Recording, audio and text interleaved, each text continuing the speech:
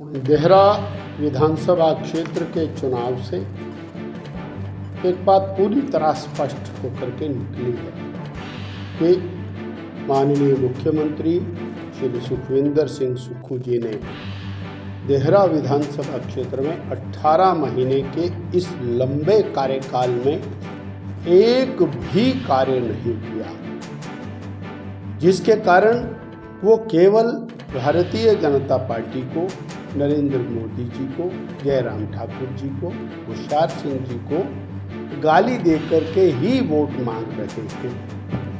हम आज आपके माध्यम से ये कहना चाहते हैं कि जो उन्होंने इस इलाके में काम किया है, उस काम के नाम पर वोट मांगे। वो माननीय मुख्यमंत्री हैं, वो अपने किए हुए कामों को बताएं, नहीं तो भाई होशियार सिंह जी, उन्होंने जयराम ठाकुर सरकार से जो काम कराए हैं उसके ऊपर एक बहस होनी चाहिए।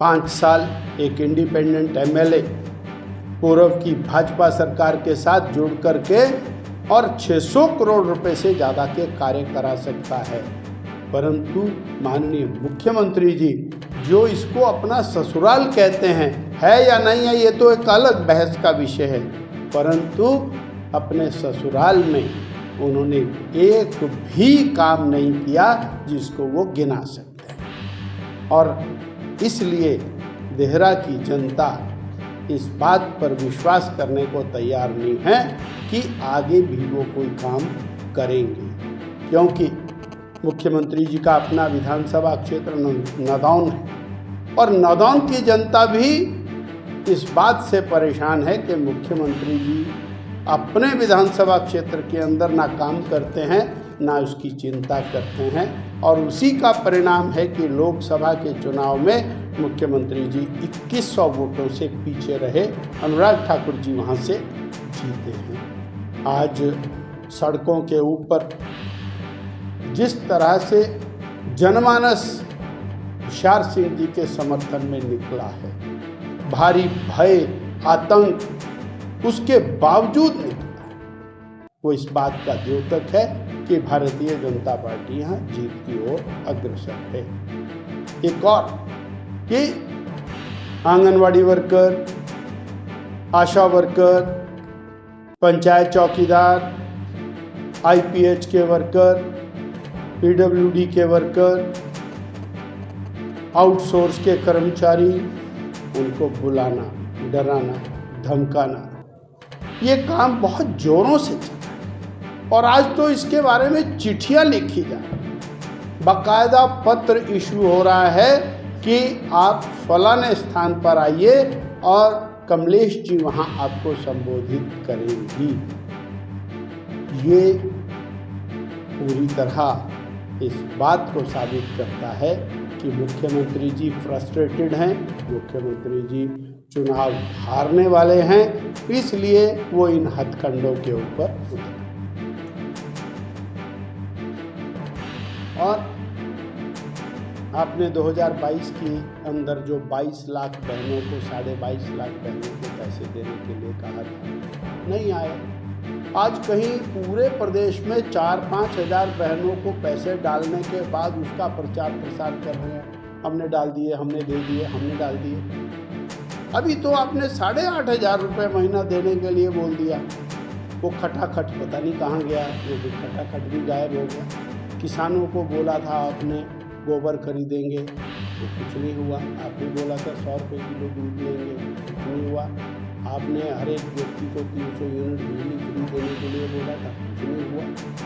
आपने बड़ी बड़ी बातें बोली थी, पर आपने हाँ एक काम जरूर किया, जो पिछली सरकार ने संस्थान दिए थे वो बंद करने का काम आपने किया। इसलिए हिमाचल की जनता और इस बार कांग्रेस को फिर सबक सिखाएगी।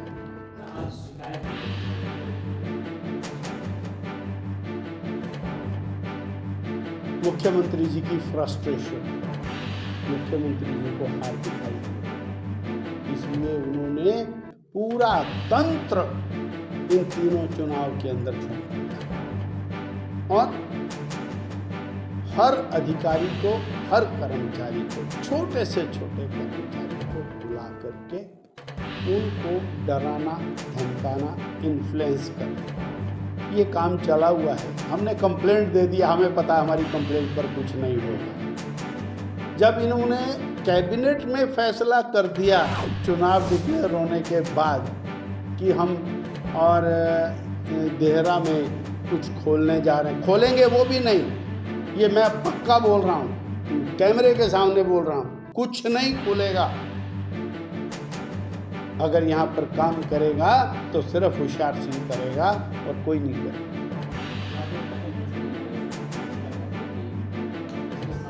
नरेश चौहान जी ने एक काम बताया, शिमला में बैठते हैं बीजेपी को गाली देते हैं, देहरा में बैठते हैं बीजेपी को गाली देते हैं। नरेश चौहान जी बताएं कि उन्होंने किया क्या है। वो अगरचे सरकार के प्रवक्ता हैं तो सरकार की कोई अच्छी चीज तो गिनाए, आज तक तो गिना ही नहीं उन्होंने। 7 साल की बात कर रहे हैं, अगर जो इस हिसाब से करेंगे तो 60 साल कांग्रेस ने राज किया, क्या किया?